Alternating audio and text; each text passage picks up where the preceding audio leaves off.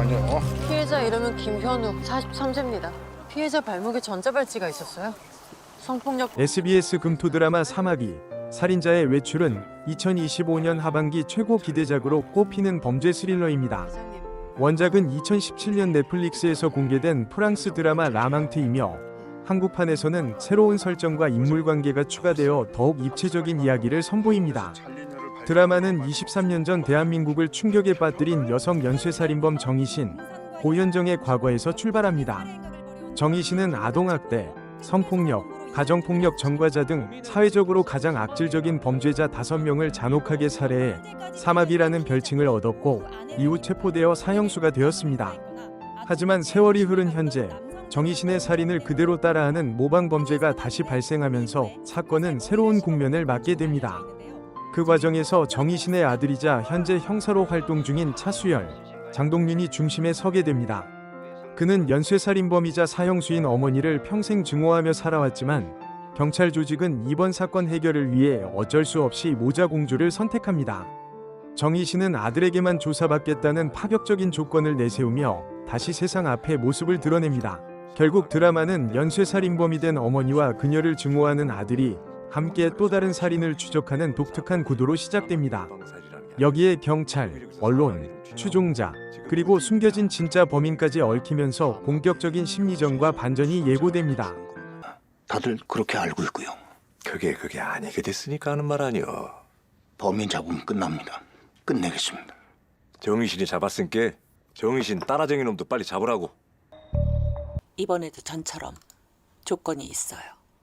수열아, 차수열. 우리 차수열 경감님 오늘도 공쟁이 많이 잡으셨어요? 안 바빠요? 한 달 넘도록 노두천 사건 못 풀고 있다면서요. 아이고, 그러게 말이다. 아주 죽을 맛이다. 그래서 너 만나러 온 거야. 네가 나보다 훨씬 똑똑하잖냐.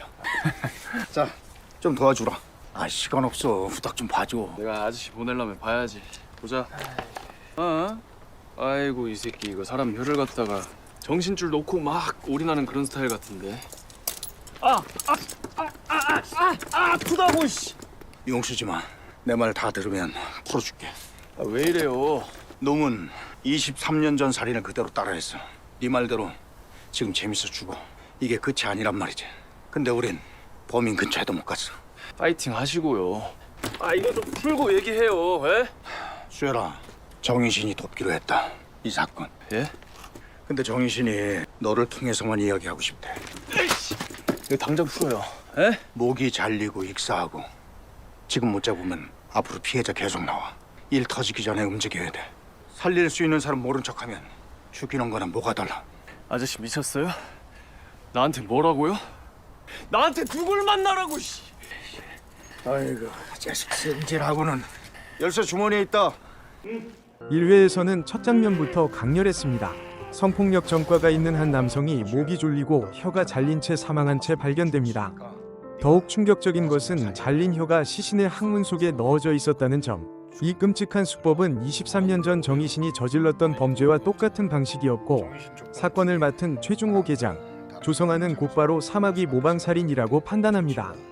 정희신은 이미 사망한 것으로 알려졌지만 사실은 특별관리하에 살아있었고 이번 사건에 대한 경찰의 협조 요청을 받게 됩니다. 그러나 그녀는 조건을 내걸었습니다. 오직 아들 차수열에게만 조사받겠다. 이 파격적인 요구는 경찰 조직 내에서도 갈등을 불러왔지만 사건의 심각성과 정희신의 통찰을 무시할 수 없어 결국 수락하게 됩니다. 차수열은 그동안 어머니를 철저히 부정하며 살아왔습니다. 어머니는 5명이 목숨을 앗아간 살인자일 뿐 자신에게 남은 건 증오뿐이었습니다.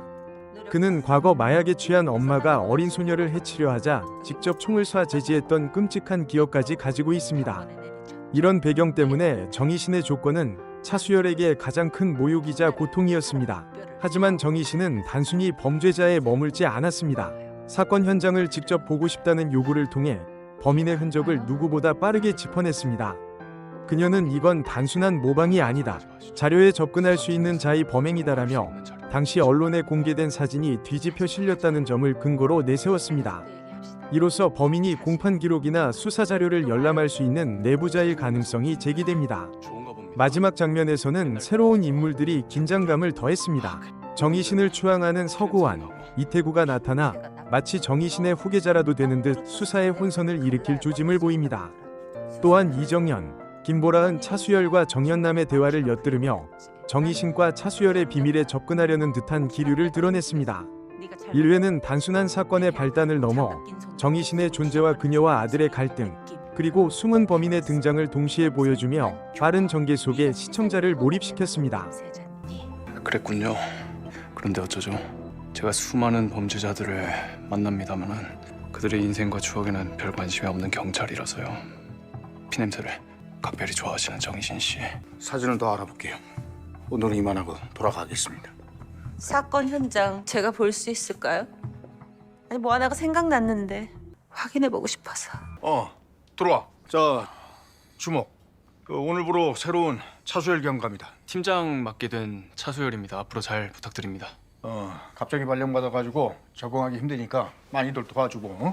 정희 씨는 피해자에게 마취 주사를 놓아 몸을 구속한 후 깨어나면 신체 절단 등의 잔혹행위로 죽입니다. 잠시만요. 아까 두 번째 사건 사진 다시 좀 볼 수 있을까요? 네. 네, 거기요. 저기 저 거울이요. 23년 전 살인사건 당시에는 거울이 없었죠. 예, 우리도 그 점이 특이하다고 생각했는데 아마도 범인은 피해자가 자신이 죽는 모습을 보게 한 것 같습니다.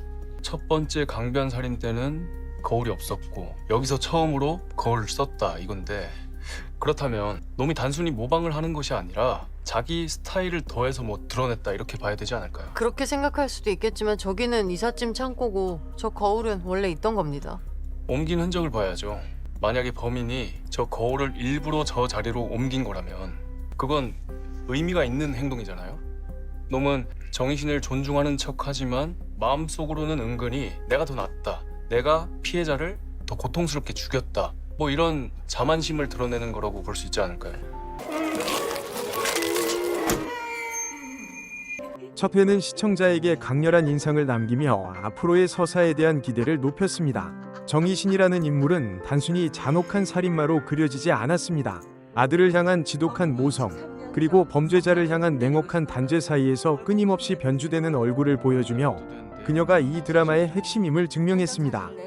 차수열 역시 단순한 수사관이 아닌 살인마의 아들이라는 낙인과 증오 속에 살아온 인물로 그려지며 극적 긴장감을 책임졌습니다. 두 사람의 모자 관계는 단순한 협업이 아니라 증오와 모성이 뒤섞인 복잡한 심리전의 무대가 될 것입니다. 또한 1회에서 제시된 단서들은 앞으로의 전개에 대한 수많은 가능성을 열어두었습니다. 범인은 정말 정희신의 카피캣일까? 아니면 단순한 모방에 그치지 않는 또 다른 의도가 있을까?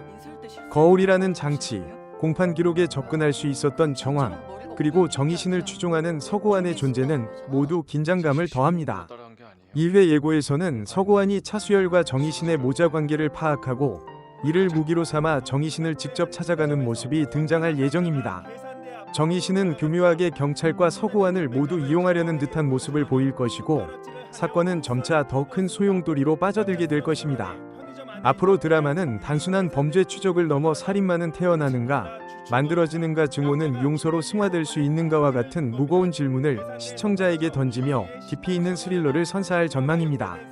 계속해서 본방사수 해주시고 재미있으셨다면 구독과 좋아요 부탁드립니다. 여러분의 응원이 큰 힘이 됩니다.